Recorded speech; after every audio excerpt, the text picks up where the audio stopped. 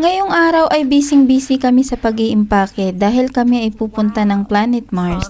Kung kailan talaga na alis namin ay doon pa talaga to papaayos at gustong suotin. Nako naman. Pati naman to si among lalaki. Ang daming damit pero ito talaga yung gusto niya. Kaya no choice, nilabhan ko at plinansya. At ito ring damit ng alaga ko. Bagong bili lang. Sinabihan ko na si Babaknita dati na bumili na agad.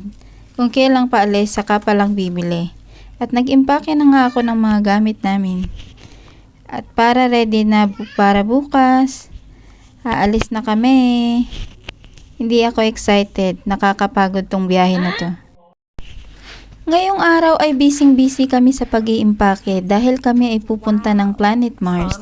Kung kailan talaga na alis namin ay doon pa talaga to papaayos at